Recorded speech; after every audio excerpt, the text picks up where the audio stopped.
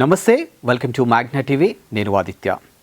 2024లో టాలీవుడ్ ఇండస్ట్రీకి ఏం జరిగింది అనేది ఒక పెద్ద ప్రశ్నలా కనిపిస్తుంది ఇప్పుడు సోషల్ మీడియా వేదికగా.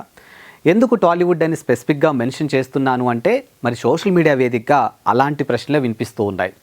2023 గత సంవత్సరం డిసెంబర్లో తెలంగాణలో కొత్త సర్కార్ ఏర్పడింది. సో మరి కొత్త సర్కార్ అంటే కాంగ్రెస్ సర్కార్ అధికారంలోకి వచ్చింది. 2014 ఉమ్మడి ఆంధ్రప్రదేశ్ నుంచి తెలంగాణ విడిపోయిన తర్వాతకి 10 ఏళ్ల పాటు ఏకకాలంగా బీఆర్ఎస్ తన పాలన కొనసాగించింది. బట్ 2023 డిసెంబర్లో ఏదైతే జరిగినటువంటి ఆ సార్వత్రిక ఎన్నికలు ఉన్నాయో ఆ ఎన్నికల సందర్భంగా తెలంగాణ ప్రజలు మార్పు కోరుకున్నారా, లేదంటే మరి బీఆర్ఎస్ పాలన మీద విసుగు చెందారా అనే విషయాన్ని పక్కన పెట్టేస్తే అనూహ్యంగా కాంగ్రెస్ సర్కార్కి అయితే ఇక్కడ పెద్దపీఠం అయితే వేశారు. సో కాంగ్రెస్ చేతిలో అధికారాన్ని అయితే కట్టబెట్టారు. సో మరి కాంగ్రెస్ అధికారంలోకి రాకముందు చేసినటువంటి వాగ్దానాలు కానీ, కాంగ్రెస్ అధికారంలోకి రాకముందు ఆ ఎన్నికల ప్రచారంలో భాగంగా ఏదైతే 6 గ్యారంటీలకు సంబంధించినటువంటి అంశాలని ప్రజల్లోకి తీసుకొచ్చారో ఇప్పుడు ఆ అంశాలని అమలు చేసే దిశగా కాంగ్రెస్ సర్కారు కదులుతూ ఉంది. అది మనం చూస్తూనే ఉన్నాం.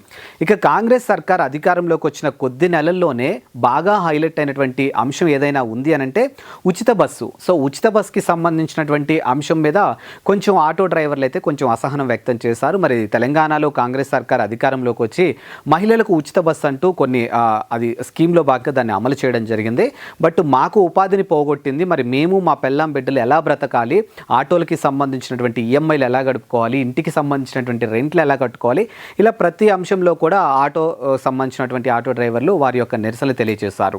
సో అనూహ్యంగా దాని తర్వాత హైడ్రా అనే ఒక అంశం తెర మీదకి వచ్చింది. సో హైడ్రా అంశం ఒకసారి మనం చూసుకున్నట్టయితే ప్రభుత్వానికి సంబంధించినటువంటి ఆస్తుల్లో అక్రమ కట్టడాలకు సంబంధించిన అంశం కానీ, లేకపోతే చెరువుల్ని ఆక్యుపై చేసి కట్టినటువంటి అక్రమ కట్టడాలు ఏవైతే ఉన్నాయో వాటన్నిటిని కూల్చివేసి తిరిగి ఆస్తుల్ని, ప్రభుత్వానికి సంబంధించినటువంటి ఆస్తుల్ని ప్రభుత్వానికి అప్పచెప్పడం, చెరువులకి సంబంధించిన అంశం అంటే అది కంప్లీట్గా ప్రకృతికి సంబంధించిన అంశం కాబట్టి తిరుగు ప్రకృతికి అప్పచెప్పే పనిలో భాగంగా హైడ్రా కమిషనర్ రంగనాథ్ రావడం జరిగింది. సో ఆ అంశాన్ని రేవంత్ రెడ్డి గారు ఫుల్ సపోర్ట్ చేయడం జరిగింది. ఒకానొక సందర్భంలో హైడ్రా మొట్టమొదటిసారిగా తన పంజా కూడా రాజకీయ నాయకులకు సంబంధించి కానీ, లేకపోతే పారిశ్రామికవేత్తలకు సంబంధించి కానీ ఇలా అంశాల మీద పంజా విసరడం జరిగింది. సో ఆ టైంలో గతంలో సెంట్రల్ మినిస్టర్గా చేసినటువంటి వ్యక్తుల ఆస్తులకి సంబంధించిన అంశంలో కూడా హైడ్రా ఒక ఇన్వాల్వ్మెంట్ అయితే జరిగింది. సో ఆ అంశంలో సెంట్రల్ మినిస్టర్స్ కూడా సెంట్రల్లో ఉన్నటువంటి అంటే కాంగ్రెస్ హైకమాండ్ రాహుల్ గాంధీ దగ్గర కూడా విజ్ఞప్తి చేశారు. బట్ రాహుల్ గాంధీ కూడా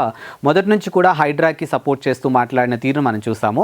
అనూహ్యంగా నాగార్జున కన్వెన్షన్కి సంబంధించినటువంటి అంశం ఏదైతే తెర మీదకి వచ్చిందో అప్పుడు ఈ హైడ్రా అంశం అనేది కొంచెం ఎక్కువగా బయటకు వచ్చిందేమో అనిపించింది. ఎందుకంటే దాదాపుగా 4 ఎకరాలు నాగార్జున కబ్జా చేసి కన్వెన్షన్ అనే ఒక కన్వెన్షన్ అక్కడ కట్టారని, గతంలో కూడా బీఆర్ఎస్ అధికారంలో ఉన్నప్పుడు కూడా ఈ అంశాన్ని అప్పుడు తెర మీదకి వచ్చింది. బట్ అనూహ్యంగా నాగార్జున హైకోర్టు నుంచి స్టే తెచ్చుకున్నారు. అందుకే ఆ టైంలో దాన్ని ఏం చేయలేదు.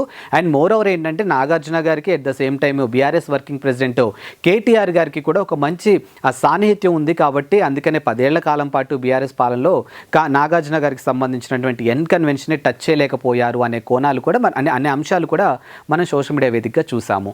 ఇక కాంగ్రెస్ సర్కార్ అధికారంలోకి వచ్చిన తర్వాతకి నాగార్జున కన్వెన్షన్ అయితే కూల్చివేయడం జరిగింది. ఆ అంశంలో జరిగినటువంటి పరిణామాలు మనం చూసాము. నాగార్జున గారు హైకోర్టుకి వెళ్ళి స్టే తెచ్చుకున్నప్పటికీ కూడా అంటే గతంలో ఉన్నటువంటి స్టే చూసినప్పటికీ కూడా హైడ్రా చేయాల్సినటువంటి అంత పని అయితే చేసింది. సో తూముకుంట్ల అనే ఒక చెరువుని ఆక్యుపై చేసి నాగార్జున 4 ఎకరాలు కబ్జా చేశారని, ఆ 4 ఎకరాల్లోనే హైడ్రా కన్వెన్షన్ని కట్టారని, ఆ కన్వెన్షన్లో కూడా ప్రతి ఇయర్ కూడా కొన్ని కోట్లు దాని నుంచి ఆదాయం ఆయనకు వస్తుందని, గత కొద్ది సంవత్సరాలుగా ఆదాయం మొత్తం అంటే దాంట్లో పెళ్ళిళ్ళు చేసుకోవాలన్నా లేకపోతే ఏదైనా కార్యక్రమాలు చేసుకోవాలన్నా ఎలాంటి ఫంక్షన్స్ చేసుకోవాలన్నా కానీ లక్షల్లో అంటే గంటల్లోనే లక్షల ఫీజులు ఉంటాయని చెప్పేసి ఇలా ప్రతి అంశం కూడా హైడ్రాకి సంబంధించినటువంటి అంశం బాగా హైలైట్ అయింది. సో తర్వాత హైడ్రా నాగార్జున అయిపోయింది. ఆ తర్వాతకి కొంతమంది సామాన్యులకు సంబంధించినటువంటి అంశాలు అలా వచ్చాయి. ఇక ఆ తరువాత ఇప్పుడు చూసుకున్నట్టయితే అంటే ఇప్పుడు ఈ అంశం గురించి మనం ఎందుకు మాట్లాడుకుంటున్నామంటే టాలీవుడ్ ఇండస్ట్రీ గురించి ఇటు రేవంత్ సర్కార్కి ఏంటి సంబంధం అనే వేలో కూడా ఇప్పుడు చాలామంది మాట్లాడుతున్నారు.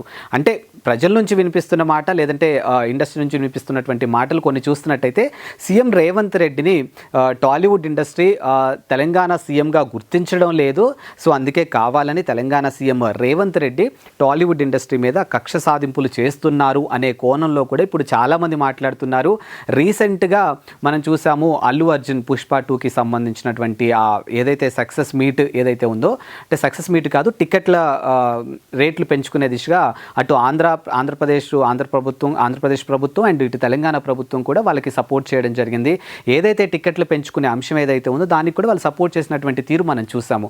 అలాంటి ఒక అంశంలో స్టేజ్ మీద మాట్లాడుతున్నటువంటి అల్లు అర్జున్, సో తెలంగాణ గవర్నమెంట్కి నేను ప్రత్యేకంగా ధన్యవాదాలు తెలియజేస్తున్నాను అండ్ ముఖ్యంగా సీఎం అని చెప్పేసి అక్కడితో ఆగిపోయి ఆయన కొంచెం పాజ్ తీసుకున్నారు. సో నా గొంతు బాగాలేదు, నేను కొన్ని మంచినీళ్ళు తాగాలి అన్న వేలో ఆయన కన్వే చేశారు. బట్ అక్కడ ఆయన కవర్ చేశారని, ఆయనకి తెలంగాణ సీఎం రేవంత్ రెడ్డి అనే పేరు కూడా తనకి గుర్తు రాలేదు అనే వేలో కూడా మాట్లాడినటువంటి తీరు మనం చూసాము. అదే అంశంలో బీఆర్ఎస్ వర్కింగ్ ప్రెసిడెంట్ కేటీఆర్ కూడా రెస్పాండ్ అయినటువంటి తీరు చూసాం. అంటే చూసావో, ఒక స్టార్ హీరోకి నీ పేరు కూడా గుర్తు రావట్లేదు, అంటే తెలంగాణ సీఎంగా నువ్వు అసలు జనాలకి కనిపించట్లేదు అనే వేలో కేటీఆర్ చేసినటువంటి వ్యాఖ్యలు కూడా సోషల్ మీడియా వేదికగా మనకు వినిపించాయి. ఇక దాని తర్వాత ఏదైతే మోహన్ బాబుకి సంబంధించినటువంటి ఎపిసోడ్ మనం చూస్తూనే ఉన్నాం గత కొద్ది రోజులుగా. గత ఆదివారం తన తండ్రి కొడుకులకి మధ్య జరుగుతున్నటువంటి ఆ ఎపిసోడ్ ఏదైతే ఉందో, ఆస్తులకి సంబంధించినటువంటి అంశం అవ్వచ్చు, లేకపోతే వాళ్ళ వ్యక్తిగత అంశాలు అవ్వచ్చు, బట్ ఆ అంశం కాస్త చిలికి గాలివానగా మారి మొత్తానికి ఏదైతే మోహన్ బాబు వర్సెస్ మీడియా అనే కోణంలోకి వెళ్ళిపోయింది. ఎందుకంటే ఆ రోజు నైట్ 8 గంటల ఆ సమయంలో మనోజ్ గేటు బద్దలు కొట్టుకొని లోపలికి వెళ్తున్నటువంటి తరుణంలో తనతో పాటు వెనకాలగా ఉన్నటువంటి మీడియా వాళ్ళు కూడా లోపలికి వెళ్ళే ప్రయత్నం అయితే చేశారు. సో మరి ఆ క్రమంలో మోహన్ బాబు కొంచెం, అంటే అప్పటికే అతనికి 70 ఏళ్ళు పైబడి ఉన్న వ్యక్తి, సో కొంచెం సహనం కోల్పోయారు. సో నాకు నా కుటుంబానికి మధ్య జరుగుతున్నటువంటి ఈ గొడవల ఇష్యూలో మీరెందుకు ఇన్వాల్వ్ అవుతున్నారు అనే కోణంలో ఆయన కొంచెం కంట్రోల్ తప్పారు. అక్కడ ఉన్నటువంటి మైకును తీసుకొని టీవీ9 రిపోర్టర్ మీద ఆయన చేసినటువంటి దాడి మనం చూసాము. టీవీ9 రిపోర్టర్ రంజిత్కి బలంగా గాయం అవడంతో అతని హాస్పిటల్కి తరలించారు. సో ఆ తర్వాత జరిగినటువంటి ఎపిసోడ్ ఆయనకి సర్జరీ అవ్వడం జరిగింది. మళ్ళీ మోహన్ బాబుకు కూడా బాగాలేకపోతే తన్నే హాస్పిటల్కి తీసుకెళ్లారు. డాక్టర్లు కూడా తన హెల్త్ బులెటిన్ రిలీవ్ చేశారు. ఏదైతే తనకి 70 ఏళ్ళు పైబడి ఉంది, సో బీపీ అనేది హై లెవెల్లో ఉంది కాబట్టి అతనికి ఏం జరుగుతుందో అతనికి కూడా తెలియట్లేదు అనే వేలు వాళ్ళు మాట్లాడడం జరిగింది. 2 డేస్ తర్వాత ఆయన డిశ్చార్జ్ అయ్యి ఇంటికి వెళ్ళారు. ఇంటికి వెళ్ళిన తర్వాత ఆయన ఒక ఆడియో క్లిప్ని కూడా రిలీజ్ చేశారు అండ్ ఒక లేఖను కూడా రిలీజ్ చేశారు. సో నేను చాలా బాధపడుతున్నాను, రంజిత్ కుటుంబానికి నేను క్షమాపణలు కోరుకుంటున్నాను అండ్ సో అండ్ సో అని చెప్పేసి ఆయన చెప్పినటువంటి తీరు కూడా మనం చూసాము. బట్ ఇక్కడ చూసుకుంటే ప్రధానంగా 2024 ఇప్పుడు ఎండింగ్కి వచ్చింది. అంటే జనవరి నుంచి చూసుకుంటే అప్ టు ఇప్పుడు డిసెంబర్ వరకు చూసుకుంటే ప్రధానంగా టాలీవుడ్కి సంబంధించినటువంటి అంశాలు ఏదైతే ఉందో, ఇప్పుడు మనం చూసుకున్న మొదటి నుంచి కూడా నాగార్జునకి సంబంధించినటువంటి ఎపిసోడ్ కానీ, అల్లు అర్జున్కి సంబంధించినటువంటి ఎపిసోడ్ కానీ, ఇటు మోహన్ బాబుకి సంబంధించినటువంటి ఎపిసోడ్ కానీ, అండ్ ఇక్కడ మనం మర్చిపోయిన విషయం ఏంటంటే కాంగ్రెస్ మంత్రి కొండా సురేఖ నాగార్జున ఫ్యామిలీని ఉద్దేశించి కానీ, నాగ చైతన్య మాజీ భార్య అయినటువంటి సమంత గారిని ఉద్దేశించి కానీ చేసినటువంటి వ్యాఖ్యలు కూడా మనం చూసాము. ఇలా ప్రతి ఎపిసోడ్ కూడా ఇండస్ట్రీలో ఉన్నటువంటి అగ్ర హీరోలకి సంబంధించినటువంటి అంశం అయితే 2024లో బాగా హైలైట్ అయిందని చెప్పొచ్చు. ఇప్పుడు వీటన్నిటి వెనకాల కేవలం సీఎం రేవంత్ రెడ్డిని తెలంగాణ సీఎంగా టాలీవుడ్ ఇండస్ట్రీలో ఉన్నటువంటి పెద్దలు కానీ, అగ్ర హీరోలు కానీ, టాలీవుడ్లో ఉన్నటువంటి ఆర్టిస్టులు కానీ ఎవరూ కూడా సరైన గుర్తింపు ఇవ్వటం లేదు కాబట్టే అందులో భాగంగానే ఇవన్నీ జరుగుతున్నాయి అనే కోణంలో ఇప్పుడు చాలామంది నెటిజన్లు మాట్లాడుకుంటూ ఉన్నారు. మరి ఈ అంశం మీద అటు రేవంత్ రెడ్డి గారు మరి ఏ విధంగా స్పందిస్తారు అనేది అయితే క్లారిటీ లేదు. మరి నిజానికి టాలీవుడ్కి సంబంధించినటువంటి హీరోలు కూడా ఎవరు కూడా ఇదంతా కక్ష సాధింపులో చేస్తున్నారని వాళ్ళు కూడా ఎవరు బయటకు వచ్చి చెప్పినటువంటి సందర్భాలు కూడా లేవు. బట్ నెటిజన్లో ఉన్నటువంటి, మనం చెప్పాం కదా, ఒక కాయిన్కి హెడ్ టైల్ ఏ విధంగా ఉంటుందో బొమ్మ బొరుసు అన్నట్టు 2000 చూస్తూ ఉంటారు కాబట్టి ఆ 2000 జనాలు మాట్లాడుకుంటున్నారు. సో ఒకటి, ఆయనకి తగినంత గుర్తింపు ఇవ్వకపోవటమే వీటన్నిటికీ, ఈ అనర్థాలన్నిటికీ కారణం అన్న వేలో వాళ్ళు మాట్లాడుతూ ఉన్నారు. ఇంకోటి ఏంటంటే వాస్తవానికి ఏముంది, ఇప్పుడు ఆ మోహన్ బాబుకి సంబంధించిన ఇష్యూ చూసుకుంటే అది ఫ్యామిలీ ఇష్యూ, నాగార్జున గారికి సంబంధించిన ఇష్యూ చూసుకుంటే అది ప్రభుత్వానికి, అంటే లైక్ హైడ్రా అనేది ఒక ప్రభుత్వానికి సంబంధించిన ఇష్యూ. అల్లు అర్జున్కి సంబంధించినటువంటి అంశం చూసుకుంటే అది ఏది వాంటెడ్లీ చేసింది కాదు, అది అన్ఫార్చునేట్లీ జరిగింది. బట్ ఒక ప్రాణం అయితే కోల్పోయింది కాబట్టి అది కొంచెం బాధాకరమైన విషయం. బట్ ఇదే అంశంలో రేవంత్ రెడ్డి గారు కూడా స్పందించారు. నిన్న ఢిల్లీ పర్యటనలో ఉన్నటువంటి ఆయన కూడా కొంతమంది మీడియా మిత్రులు అడిగినటువంటి వాటికి సమాధానం చెప్పారు. మరి ఒక వ్యక్తి చనిపోతే కేసు పెట్టకుండా ఉంటారా అనే వేలో ఆయన మాట్లాడడం జరిగింది. అండ్ మోరవర్ సినిమా వాళ్ళు డబ్బులు సంపాదించుకోవడానికే సినిమాలు తీస్తున్నారు అనే వేలో ఆయన మాట్లాడినటువంటి తీరు కూడా మనం చూసాము. బట్ ఓవరాల్గా ఈ అంశం ఏ విధంగా ముందుకెళ్తుంది అనేది ఇంకా క్లారిటీ అయితే లేదు. సో చూద్దాం మరి ఈ అంశం ఏ విధంగా ముందుకెళ్తుంది. ఒకవేళ నిజంగా కక్ష సాధింపులో భాగంగా ఇదంతా చేస్తున్నారా అనే అంశం రేవంత్ రెడ్డి గారి వరకు కూడా వెళ్తే మరి ఆయన ఏ విధంగా రియాక్ట్ అవుతారు, లేదు ఇదంతా జస్ట్ నెటిజన్లు ఒక ఊహ మాత్రమే, జస్ట్ వాళ్ళు ఏదో మాట్లాడాలి కాబట్టి మాట్లాడుతున్నారు అనేది అయితే మరి ఏంటనేది మనకి ఒక క్లారిటీ రావాలంటే కొద్ది రోజులు వెయిట్ చేయాల్సింది. అండ్ మరో టాపిక్తో మళ్ళీ కలుద్దాం. అంతవరకు సెలవు, నమస్కారం.